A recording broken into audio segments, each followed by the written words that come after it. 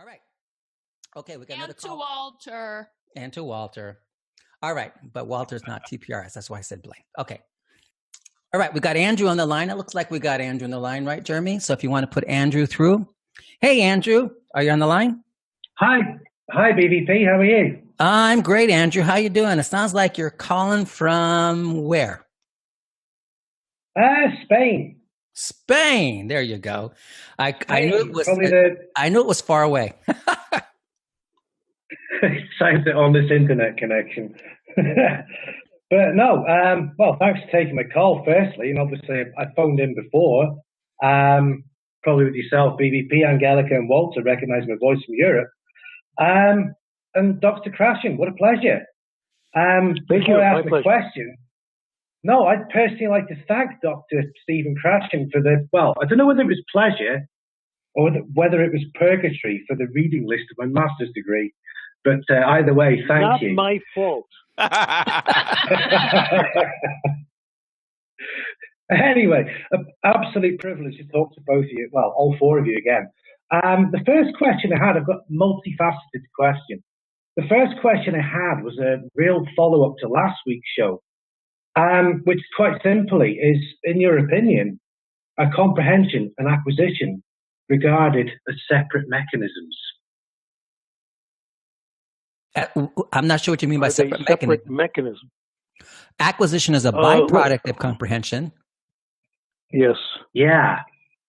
So what happens is when you comprehend, you're doing two things. You're using real world knowledge and all kinds of stuff to figure out what people are saying, but then you actually have something that's a dedicated linguistic parser that is doing all that implicit tagging of language-related formal properties of language that's creating the actual formal linguistic system. So you've got different things going on at the same time. So there's no one single mechanism happening during comprehension. So acquisition of language is a byproduct of this bigger thing called comprehension. Does that help you? I mean, Steve, you'd agree with that. That does, because that was my next question, is acquisition a byproduct of comprehension?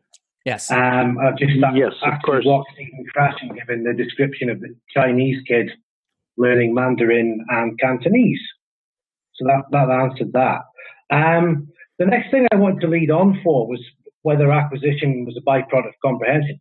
If so, where does mental representation fit in? How do we put that in the mix?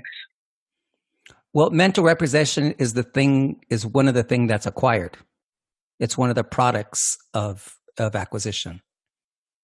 Right? So when you're undergoing acquisition, you're creating mental representation of language in your head. Okay. Yeah. The next thing I have leading on for that was related to something a little bit more complex called derivational morphology, which obviously, I mean, you've given the example of like redo something, but we know that we can't repet the dog, for example. Right. And in morphology, the example I've been thinking about over the past few weeks, we use prefixes and suffixes to add meaning to base words. For example, to teach as a verb, or I can add the prefix un and the suffix able and unteachable. But I can also make a word something along the lines of unteachability for the state or condition of being unteachable, yeah? Mm-hmm. But I know inside me that I cannot use the word unteachabilization, but those prefixes and suffixes do exist in English. So right. Sort of root of that question is, how can I gauge the level of comprehension or acquisition of my students on what they don't know rather than what they do know? You know, we've gotten this question before, Andrew, and what I like to tell people is what students know is impossible is what scholars like to look at and as part of trying to understand what mental representation is. What teachers need to be worried about is what learners can actually do. That's sort of my recommendation. Otherwise, you'd wind up having to give the kinds of tests and measurements in class that you really don't want to spend time doing, because they're not going to show you, they're not going to speak to parents and administrators or anybody. They're going to speak to scholars and maybe to your own intellectual curiosity, but they're not going to speak to anybody else.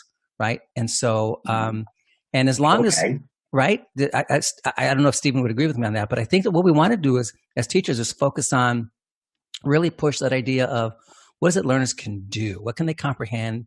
And then eventually, what can they do with language in terms of expressive ability as well? Yeah, I'm going to say the same thing Bill did in hopes that I'll get credit for the answer and he won't, okay? Which is how we do it in scholarship. Okay. And the issue is, why can't you, what's wrong with, I repetted the dog, one of Bill's examples. That's a great question if you're a linguist. And again, Bill makes this point over and over in his book. It's very important. For a linguist, this is a fair question. For a language teacher and language acquirer, who cares? Let the linguist figure out the rules. We want to help people acquire language and develop these intuitions through getting comprehensible input. There. Exactly. There you go. Exactly. I agree. Yay. I completely agree with that. I mean, I actually, by studies, by profession, I am a linguist, but I'm also a teacher. So I'm trying to, that's why the title of tonight's show was so interesting, trying to bridge that gap between basically what's being studied and what's being filtered down to teachers, really, because... Well, Andrew, we're not doing applied linguistics anymore. That's over. We're not trying to take the insights of theoretical linguistics and apply them to the classroom. What we're doing is completely independent. We're helping kids acquire language. This is one reason I don't like the term applied linguistics anymore, because that means you're applying linguistics. There's only one way to apply linguistics, and that's if I can be less than humble and say the way I do it in my book, which is to tell people language is so complex and abstract that you can't teach it. That's the one takeaway from linguistics. That's the one takeaway from linguistics. Exactly. I know, having just a master's degree in applied linguistics in Europe, because we're still very much focused on probably teachers from the last century here in Europe. Right. One thing I have taken away from obviously your radio show and your book is there is a sort of mismatch of information, particularly over here, as to how things should be done. Right. We still teach grammar. Andrew, let me tell you, Andrew, for some free therapy for you. Let me tell you what your problem is, young man, because I have the same problem, and so does Bill, so do a lot of us. When we studied theoretical linguistics, we found it so interesting. We just fell in love with the whole thing. When I read aspects of the theory of syntax and did all that stuff, I was so totally charmed by its brilliance. It takes years to get over that. I recommend Prozac, meditation, and gradually over time, you can calm down. Still, you can have a part of you that loves it. Well, it's like my musical career. My musical background is in classical music. I have a degree in music history. Can you imagine? And I still love Chopin, Brahms, and all this stuff. But I play popular. That's what I've discovered who I am. So we need to come to terms. We're not rejecting the beauty of grammatical analysis. We're free to do that in our spare time. But that's not what's important in language teaching and language acquisition. Can we get some applause on that, Jeremy? Yeah, thank you. There we go. Yeah, voila.